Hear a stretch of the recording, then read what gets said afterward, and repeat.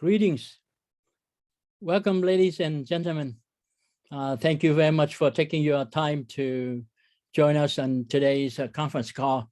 I'm sorry it was a short notice, but I thought it would be important for us to have this call because of a number of reasons. You know, all of you are aware of the tensions that are going on between Russia and Ukraine. And the U.S. just announced the first wave of sanctions, and you know, the escalation of forces on the ground, and also the uncertainty that is caused by this conflict, you know, can affect all of us in different ways. And the and today the S&P 500 enters the correction territory, and you know, a lot of other indexes also took a beating from the S&P 500, Dow Jones, and the Nasdaq and Russell 2000, including our stock as well. And I think this is an important time for us to be aware of what's going on with the company and have a good understanding, because the three factors that affect a lot of us who are in the market, you know, those of you already know, is the greed factor, and then hope and fear. But the worst of it is fear. You know, when we fear when we do not have correct, accurate information, and we can make wrong decision. Sometimes, you know, things that can come back to hurt us, or we may regret for a long time. And, you know, the tensions between Russia and Ukraine will also cause the energy price to rise, to escalate. And that will make the job of the Fed more difficult to tame inflation, which is, you know, has gone up so much compared to many decades ago. You know, but we know tension will also go away. You know, major events in history have come and go, so we need to look at the big picture and take the long-term view, and don't get panicked. You know, sometimes on small things, and sometimes, you know, even in our stock, you know, today is down, and a lot of you, some of you have shown the kind of fear or the, you know, anxiety, and some have expressed some very, I wouldn't say called depressing, but, you know, very concerning sentiment. So let me turn off my phone. I don't want it to interfere with our call here. So that being said, you know, I don't want to belabor myself or spend too much time on the safe harbor statement, which is all too familiar with us. You know, it's part of the routine in every presentation of public companies, because things in the future may not be exactly as what we planned to see happen, you know, because of factors that are beyond our control, you know, known and unknown risks and uncertainty and so forth. So that being said, you know, I will not spend too much time on it. Today, I want to do a recap on the last quarter earning. The quarter ended December 31st, 2021, and also bring you up to date on some of the recent progress, so that you know that we have a bright future. It's just not the now, you know, and what already happened. And some of you say, oh, we didn't generate any revenue. Yeah, we admitted that we didn't, because during the last quarter, and even before that, we have devoted a lot of our energy and effort on a number of things. Of course, you know, building the Asia Diamond Exchange is our biggest undertaking among the other things. But then the last quarter, we also started working on the quota transaction, and then launching CO2 carbon mitigation program, and also the 5 grain acquisition. For the last quarter, we didn't generate any new revenues. Actually, the $5,000 what we booked, it was from a contract consulting agreement we have had, and they still owe us some money on that. It's not all, but we only collected that much during the last quarter, and our focus mainly was on the acquisition of 5 grains spirit company and quota companies, as well as the launching of the CO21 Carbon Corp. As we mentioned the filing, and also all of you are aware. And on the expense side, we recorded a very big increase in expenses. Actually, the total operating expenses were $9.9 million compared to only over $109,000 for the 3 months ended 2020 December 31st. The big increase in total operating expenses between the 2 periods was mainly due to an increase of about $9.8 million in professional services in connection with the development of the blockchain and crypto technology development project. We didn't pay with cash, so it was from our shares. But even so, we recorded it as it has to be. It's an accounting expense, even though we didn't spend hard cash or greenbacks on it. And so the loss from operation from the quarter ended December 31st, 2021 was about $9.9 million, and the total net loss, including administrative and salaries and general expenses, total was about $10.5 million. And again, the bulk of it, more than 90% of it, was mainly due to the professional services that we pay for in connection with the development of the crypto and blockchain technology programs, and those will benefit us in the long term. It's just not 1 or 2 quarters, so please keep that in mind. It's a cash outlay, a cost that we have put out, but it will come back to benefit us.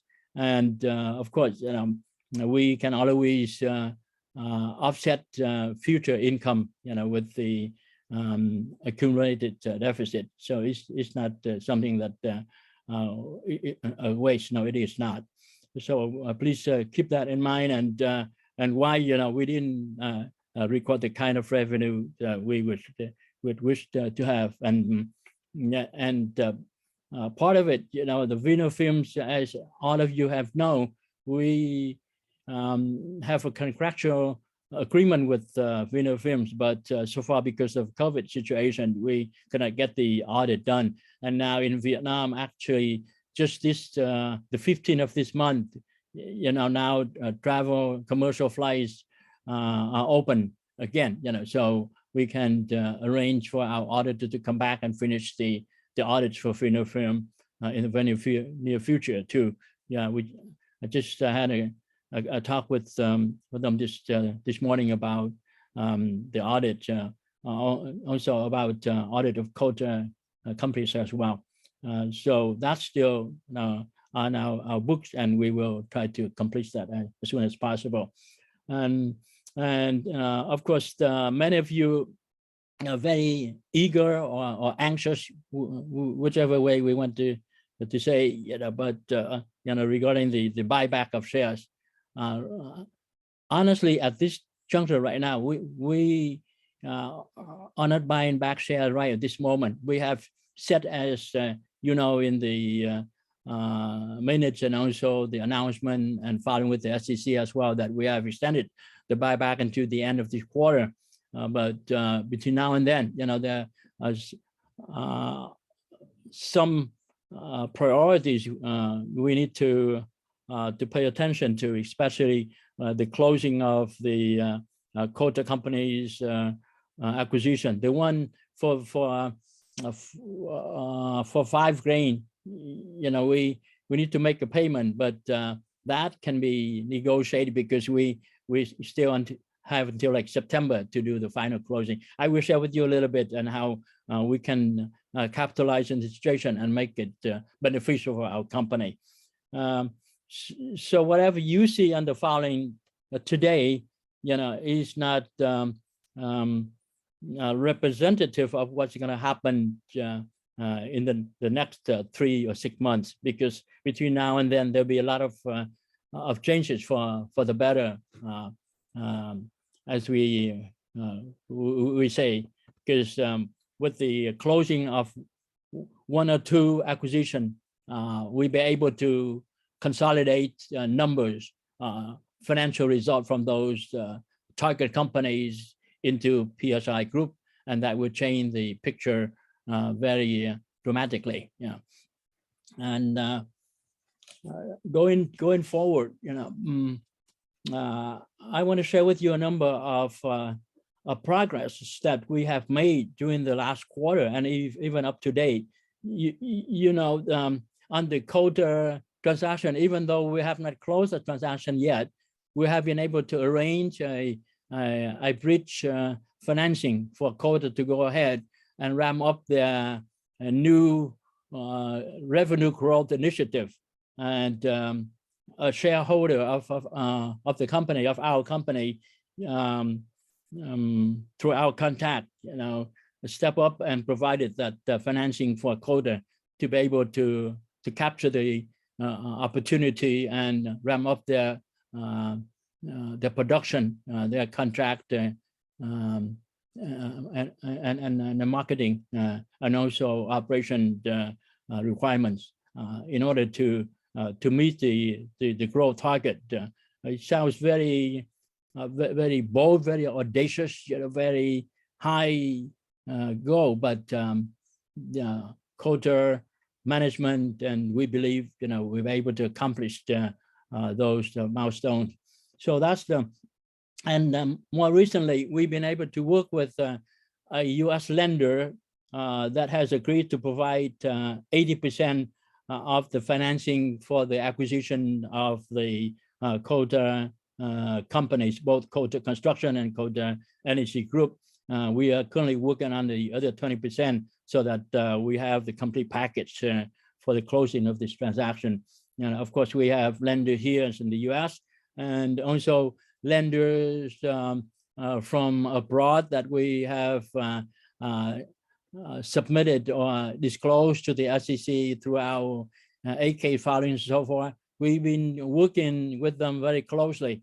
There have been some very good progress. It's not done yet, but among the ones we have signed up with, we believe, you know, we'll be able to close some of them, if not all of them.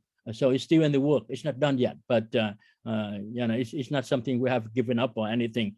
We will only announce and share with our shareholders and the public when it's already clear and firm. So please keep that in mind. You know, we are not done with those yet. And then on the 5 grain acquisition front, we have made some very interesting progress as well. As far as financing for this acquisition, we have been working on a number of avenues, and whichever that comes first and more appropriate, more suitable, we will choose that one to complete the transaction. There are a couple of investors in Asia that have shown interest in participating, so that is very promising as well. And I will need to meet with them in person fairly soon to work out the details. But in principle, you know, they have agreed to doing certain things that will help expedite the closing of our transaction. And on the Empire Spirit side, the good thing is we have already been able to get the commitment of a number of growers in Vietnam that will be willing to grow sorghum for us in order to supply to 5 Grain, but also to provide to Empire Spirit as well, because we have already designed and will be launching an old brand of Empire Spirit to hit the market sooner than later, because initially we were planning to wait until the closing of the transaction before we do that. But now we have rethought the strategy and want to launch our own brand even before the closing of the 5 Grain acquisition. So those are very, very positive progress, especially growing sorghum in Vietnam, for example. It serves a number of benefits. Number one, of course, we can use the grain for our baijiu, for our liquor distilling, but at the same time, the grain stock and so forth, the sorghum stock and so forth can be used to make pellets, for energy and then for to generate energy as well. So it's a one stone, two or three birds. It's a good thing. Before in Asia, mainly they were thinking of growing grain. Sorghum. There are a number of companies that have set out to grow sorghum just mainly for energy purposes. And then the CO210 Corporation, the carbon mitigation program we have that Joki is running. We are now in the pancake swap period, but the company has already taken step to go ahead and list the token on an exchange in the very near future. And also alongside, we also have a marketing program to broadcast, to propagate, to share our information with the general public on a wider scale, so to let people know. So we believe in the next few months we'll see very good progress with the CO210 Carbon Corp program. And the good thing is we have been able to get a number of project owners from hydro power producers in Indonesia to solar energy companies in Vietnam, here in the US, also in Canada. And also we have also reached out to Latin America, to South America. So we'll be working very hard and very aggressively to expand our bandwidth and our coverage, so that there'll be more and more people being able to come to and join our program. So that's having very good progress, and we believe it will get better and better. And the fund side, we have a minor change with the domicile. the address of the fund will be moving them to a new location, and I will have to go back to Luxembourg to find a place for the long-term office, together with our funds and all our sub funds, and also other operation that will be a conduit between Luxembourg and Asia as well. So for the time being, we have make that change, and we'll move forward with the launching of the fund toward the end of this quarter and early next quarter. The good news is, besides the private investors that we have known on a personal basis who have shown interest and commitments in investing into the funds, we actually have not really done any broad scale the marketing for the funds yet. But recently we have signed up with the trade mission of the US Department of Commerce and together with the U.S. Embassy in the UAE, in Switzerland, in the UK, and so forth. So toward the end of March, we'll be meeting with a number of major investors in Dubai and in Abu Dhabi through the setup and arrangement of the U.S. Department of Commerce and U.S. Embassy in UAE. And then around the middle of April, we'll be also meeting with some major investors introduced by the U.S. Embassy in Switzerland. So alongside with our private network, we have also been able to obtain the support of the U.S. government in connection with a number of major investors in a number of countries. And then we will go to Hong Kong, to Singapore, Japan, and Mexico between now and the end of the year. So we believe over time, our funds will be better and better recognized, and will be able to provide a point of interest for other groups to participate. And the neat thing we have, and sometimes I don't like to be like a broken record every time talking about the Asia Diamond Exchange, but it's the biggest thing we are doing, because right now no other company is doing it. We are the only company that has this tremendous opportunity, and we have made a lot of progress in spite of the adverse effect of the COVID-19. But our partner in Europe, I want to use the term partners because we have a few core partners in this that have driven the process, that have gathered the interest, that have kept the momentum, that have been able to recruit people from around the world to join us. And our group has set up the International Diamond Bank in Botswana that will be a conduit for investment into the Diamond Exchange, also to support Diamanteer's operation, at the ADE and beyond as well. And the Kimberley process certification has been approved. I need to go back to Vietnam maybe next week or the following week to work with the central and provincial government to get ready for the international press conference, and also to prepare for licensing and to start the construction process. As times go by, we get more and more people that become aware of our initiative. Just this past week, there's a group of Italian investors who have operations in other parts of Asia, and they want to come and join us to be part in the multiple commodity center to set up their manufacturing there with us. And this, we're talking about big groups with hundreds of millions of dollars. It's just one small shop, and things like that. The momentum has been built and has been getting better and better and better every day.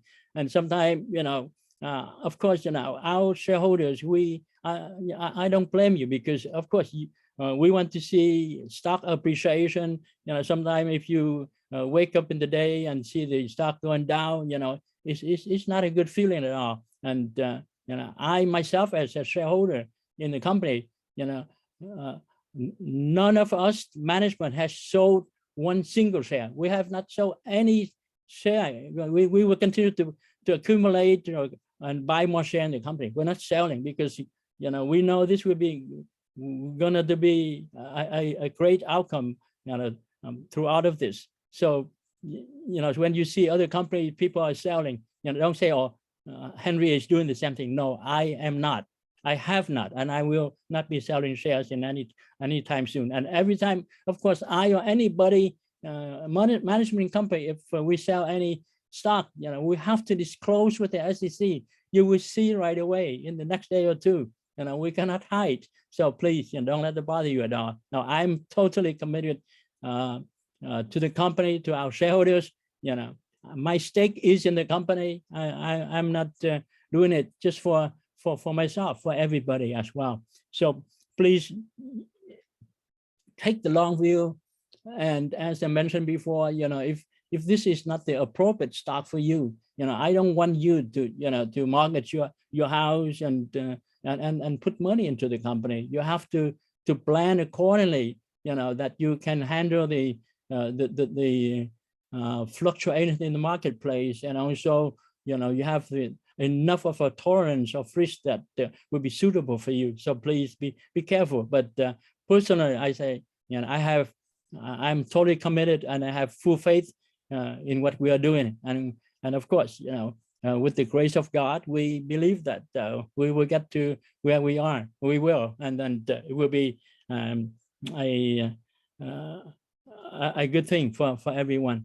So I wanted to take a short amount of your time today, just to bring you up to date, to share with you, because this is the time of uncertainty, and a lot of people can be affected by fear and make wrong decisions. So please keep that in mind, and know that I'm totally committed to move forward and devote my time and energy to finish the task before us. Of course, we have multiple things going, but the biggest thing for us is still the Asia Diamond Exchange, which we believe will change the fortune, not of our company alone, but even for the country of Vietnam and many people that are connected with this project throughout the world as well. All right, thank you very much, ladies and gentlemen. Have a good evening, good afternoon. Here we are. If you are in the US, some of you are maybe from Europe or from Asia, it's already nighttime for you. Thank you for taking your time to join us, and please stay safe and healthy, and may God bless us all. Thank you very much, and goodbye. Yeah.